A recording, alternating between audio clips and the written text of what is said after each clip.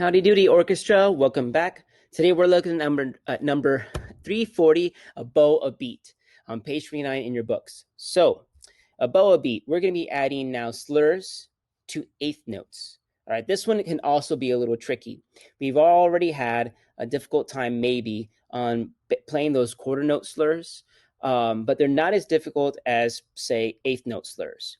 Now, remember that pattern thing I was talking about on 339? Where you see a pattern of the half note bowing or two beats of bowing. This same kind of thing happens here at 340, where we're bowing now in quarter note bows, even on the eighth note slurs, because two eighth notes equal one beat. You're just going to move your finger during that one beat of bowing until you get to the next pitch or next beat, where they have another quarter note there, for example, in this exercise. So let's go over the bowing movement with my bow, and you kind of try to follow along with me. So here is the rhythm. I want you to follow my bow movement as I count the rhythm, all right? This is not the pitches. This is not the D, E, whatever. This is going to be 1, 2, 3, 4, all right? So remember that the first eighth note gets the beat number. The second eighth note is going to be the word and, all right? And you'll notice that we don't detache on and. We keep the bow moving the same direction that the first eighth note had. If you look at measure 2, the first eighth note starts on an up bow. So next eighth note will also be an up bow. Same thing happens at the last measure. So here we go. Let's count an air bow and make sure that we're counting but moving the bow the way we're supposed to. You'll see what I'm talking about. Ready? 2, 3, 4. 1, 2, 3, 4. 1, 2, and 3, 4. 1, 2, 3, 4. 1, 2, and 3, 4. Notice my bow is just going with the beat every single time. As I have eighth notes with a slur, it still moves this direction. My fingers do the moving to change the rhythm and the melody there, not the bow anymore on slurs, okay? So let's take a look at what that's going to sound like. I'm going to use my viola to demonstrate. Just measure 2 real quick, okay? Okay, so we have measure 2. I'm going to scoot a little bit so you can see my bow movement and my finger movement. Okay, so here's measure 2 on a very slow tempo. I'm going to tap it out for you, and then we're going to play D, D, E, F sharp, G. 1, 2, 3, 4. Or let me try that again. 2, 3, 4.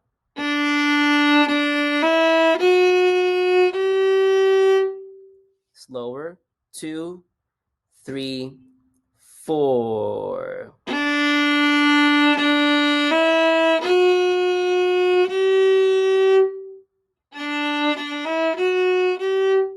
So again, it's just regular quarter notes. All right. Now let's go over the measure 4 on that movement. Now you'll notice that maybe there's a pattern here too. On measure 2, it plays D for the first quarter note, and the first eighth note is also a D. So make sure you're playing 2 Ds at measure 2, especially at the very beginning of the measure. And then measure 4, we have 2 A's, 1 quarter note A at beat 1, and on beat 2 is another A slurred to a B on eighth note on the and of beat 2. So here's measure 4 and what it should sound like on the A string, because that's what we're playing. So we have 1, 2, and 3, 4. Again, my bow moving just up and down on the beat, not on the ands. So instead of having, that's 1, 2, and 3, 4. I'm just going to have 1, 2, and 3, 4. Ready? 2, 3, 4.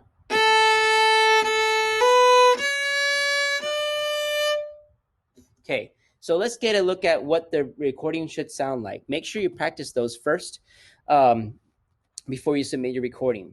The pitches are D, E, F sharp, G, D, D, E, F sharp, G, A, B, C sharp, high D, A, B, C sharp, high D.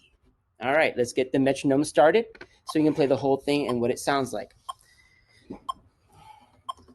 1, 2, 3, 4.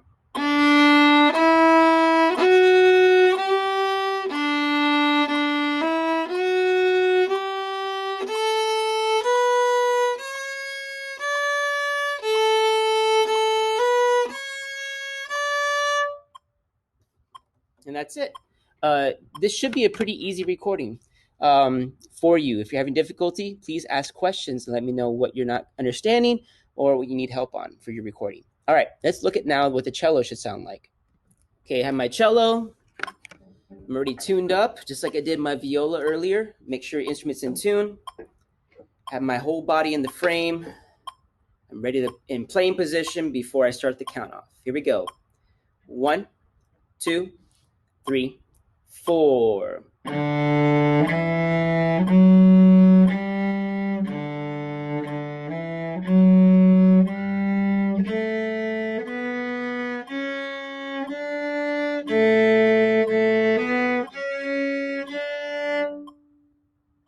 Now, you may have noticed a little bit better how the bow movement was working because you can really see the entire bow and my hand. Well, this is how you're going to play it. For your recordings, whether you're playing cello, violin, viola, same bow movement, same pitches, just of course the different fingerings and style of playing. But make sure that you work on those little parts. You can even break it down even further. Let's try this. Let's just try playing the first 2 beats of measure 2. Now, I mean the 2 beats. That's, however, 3 pitches, okay? Because beat 1 is just a quarter note. Beat 2 is a pair of eighth notes that are slurred. So that's 3 different notes that we play, okay? So the first 2 beats. So when we have the playing position set up, we're going to practice just playing D, D, E, but making sure that we're only playing D, E in the up bow direction. 3, 4. Ready and go. Again, 2, 3, 4.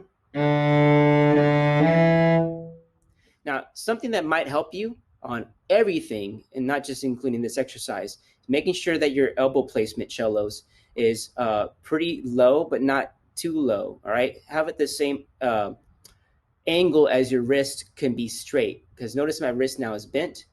My wrist now is bent and my palm is facing too much behind me. I want my palm to be the same direction and my fingers going down into the fingerboard, all right? So make sure that your palm is not going down this way like a violinist would or a violist. We want our cello to be more facing us. Now, if it's a little bit this way with your palm facing down and your fingers kind of curled more at the top than they are at the bottom fingers, that's fine too. But just a little bit, not too much. Otherwise, we start getting into a bad habit of not being able to reach the higher pitches because of it, and no flexibility for vibrato here, okay? Okay, it's much easier, more control if the finger's bent rather than stretched out, especially on the 4th finger. Anyways, I'm going to stop with that. Let's try it again. Now, on the A string, this is measure 4. Again, the first 2 beats. Same movement, and with the first finger and everything, an open string. Try it with me. Measure 4, beats 1 and 2. 2, 3, 4. 2, 3, 4. Another thing that will help everybody, including the cellos and violins, violas all together, making sure that your fingers are not so high up. Sometimes I see you guys have your hand way far out, and you have to really reach for that next note. My fingers are always hovering over the fingerboard, no matter what string I'm going to go to. That makes it less distance, so I can play faster between my finger and the string, but I'm not touching the string, so it doesn't make it weird harmonic like that. And I'm always accurate because my finger is going to go always in the same spot if I move just from this first joint here, right here, not from these other 2 joints, just from the knuckle for all the notes. Okay? So good luck in recordings. I can't wait to see them.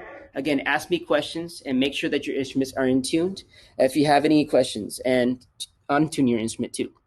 Bye-bye now.